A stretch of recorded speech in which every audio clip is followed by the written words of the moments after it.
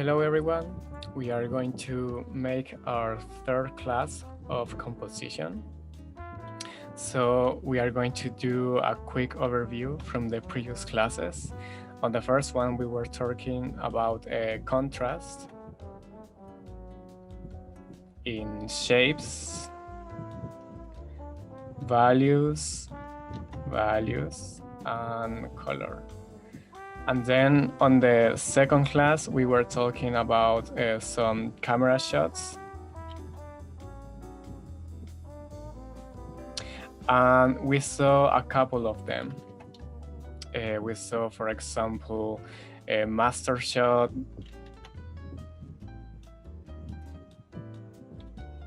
We also saw close-up, insert shot,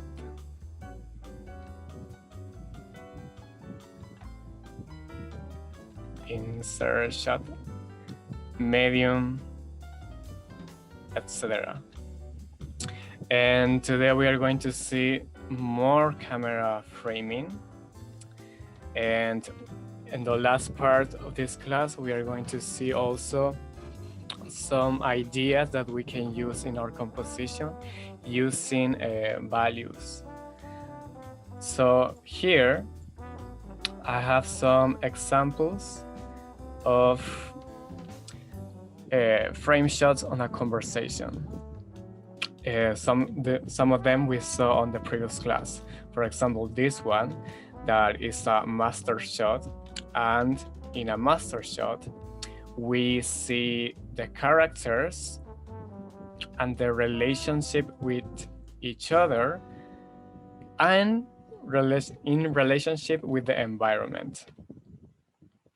Here we have a medium shot, and the medium shot, if we remember, is about having the characters in the framing from the torso to the head. So it's a very common framing for a conversation because we get to see the characters on the eye level. When we usually see a person that we are talking, we see them in this size from the torso to the head. We don't see the legs and all of that. And here we have a close shot where we can see more detail. Of course, this is just a sketch, but a close shot is used to frame the expression of the character in a particular situation. So we use it a lot in conversations because we get to see the expression that the character is doing, reacting to the conversation that the other character is guiding, and we see a lot of details about that. Here we have also a medium shot, but with something that we haven't seen yet, where is we see the shoulder of this character. So that composition has a particular name, and we are going to see it in a couple of more drawings ahead. So we are going to see new ones. For example, we can now learn about having a single shot or a two shot. What does it mean with that? Well, if we see the drawings here, for example, this is a sketch, I made it from the Pulp Fiction movie. This was from Blade Runner. And on a single shot, well, we have just a single character on the frame. On a two shot, we see two characters on the frame. And that's basically what single and two shot means. A single character and two characters on a scene. We can have third shot where we can see three characters, or we can have a crowd shot where we see multiple characters on the framing. Now, in this case, I have a single shot of one character, but this is a master shot, kind of a wide shot. But we can use, of course, more of the camera framing that we have seen on the classes so far. So not just this one. For example, here from the previous class, I have a single shot, but here I have a close-up, extreme close-up, inside shot, or insert shot, a full shot where we see the full character on the frame. We have a master shot, the character and the relationship that he has, or she has in this case, with the environment. And there are more camera framings that we can use just in a case of a single shot. Here in this case, we have a bunch of camera framing in a two shot. In this case, I have drawn the character from the movie Totoro, the two little ones. And we are going to see a couple of camera framing that we haven't seen. For example, profile two shots. We see, of course, the profile of these two characters. Here we see a down shot where the camera, in this case, will be on top and is recording from above. So we see these characters on perspective. We have eye level, where, as I was previously saying, in a medium shot, we see the eye level of the character. So basically, they are on the placement where the eyes are, and our eyes see the characters. So that's called eye level. Excuse me. And we have an up shot, where in this case, down shot, we have the camera in above. Here we have the camera below the characters. So will be like here in this case. Well, in this place, but we are going to put it there. And an up shot is very useful to make a character feel more important or maybe aggressive in some cases. Like this character maybe could be a bully character and is bullying the character below here, or maybe on a video game, could be a boss fight. And we have our protagonist here, and we make this relationship in sides where one character looks more predominant than the other. Well, in this case, we have just two characters having a normal conversation. We can imagine that they are having a normal conversation. He's not being aggressive, but we can use it in that way also.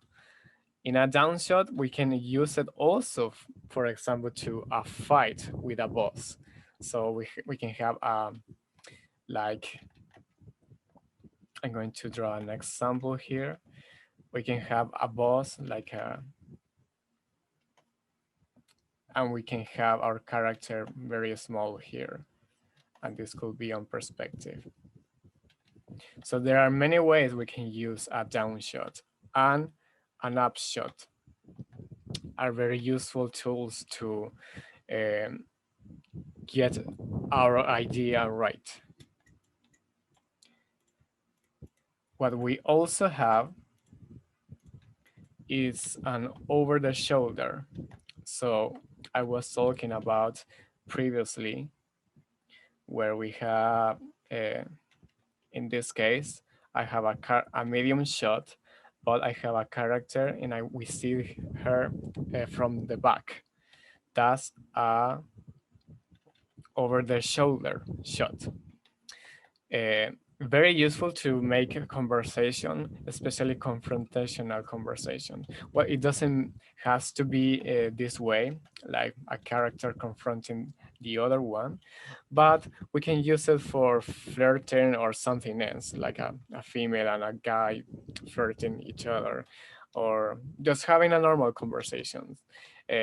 We get to see the expressions of one character only. So he is the main character in our frame. And we just see the back of the other character, and we can imagine what is he feeling or how he's reacting to this character. It's like we are reacting to him, like because we have to imagine the reaction of the other character. In this other framing, we have points of view. So basically, it's like a video game. We are the protagonists here. In this framing, we are the ones holding these guns against this character. I drew this sketch from Mad Max, the old one, with Mel Gibson. And we can use it in different ways. Like maybe, for example, our character has an important item, and we are going to make a point of view, and we are going to see our hand basically, and this item that could be anything, maybe a watch or who knows. So it's like we are watching our hand. So that is called points of view. So, oh, whoops, that one not. Camera framing using values. So we have right now a bunch of camera framings that we have seen so far from the previous class, and now this one, where we add single, two shots, and within a single and a two shot, we have seen close-up, clean close-up, full shot, master shots. There are other more. We have seen profile two shot. This is a profile camera shot. Not just focus on two characters, we can add more characters on this framing. We have a down shot, the camera is above. We have eye level, the eyes of the characters are in the level of the eyes where we see the characters. We have an up shot where the camera is down below the characters. We have seen over the shoulder, point of view. So now we are going to do, we are going to use a couple other more camera framings, but in this case, I'm going to use values to get a more interesting idea. Like for example, here, I can have a medium shot from a character, but now I'm going to use the values, the colors, to divide a space. In this case, I use the wall here and the blackness of the background to divide the characters from the frame. I mean, to divide the character from the other elements on the frame. So that's called a dividing a space. I have to divide the character from the elements of the backgrounds. I have different depth, where in this case, we see an element on the foreground that is close to us. We have a character here, a tree here, and in a painting, in a concept art painting, we need to add a lot of details on the foreground. Of course, this is just a sketch, so right now I don't have any details, but it's very important that the background needs to have some blur or less details to make a difference in depth. There is a term called depth of field. Very commonly used in video games. For example, if we tweak the settings on a video game, we usually see this option, And what does it do in a video game?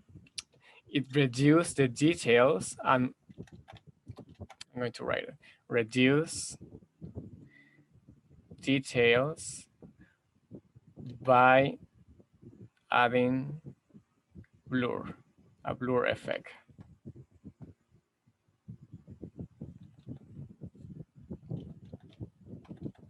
And we have this different in depth. But also what it does video games is not just reduce details, they usually add more details,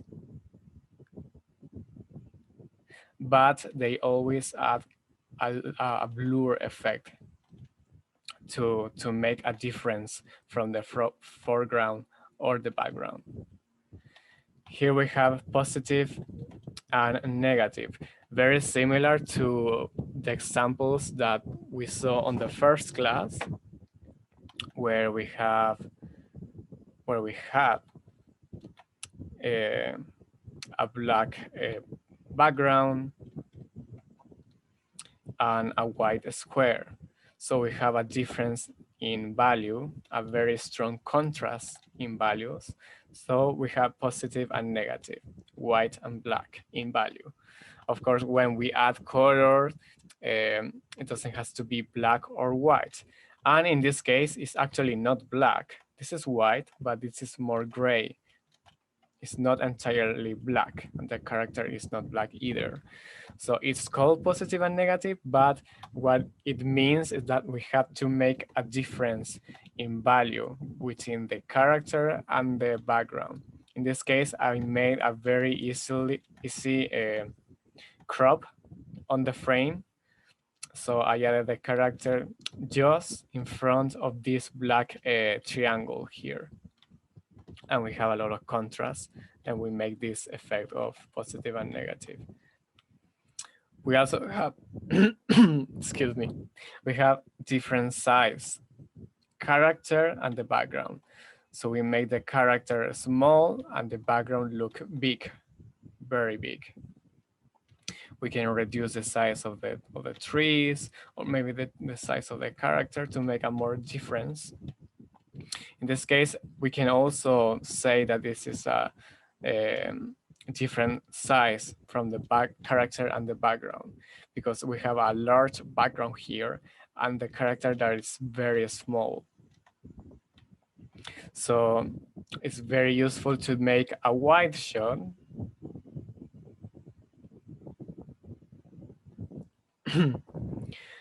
where we see the character size in relationship with the size of the background. And this is a wide shot because it's a very wide, big frame in here. So yeah, these are the other camera framing ideas that we can use in our compositions. And I'm going to see if next time I do another composition class, but now we are going to see different elements that we can add to our compositions. We have seen a lot of camera framings now, so we are going to jump to another element in composition. And that's all. Thank you so much to everyone. See you next time.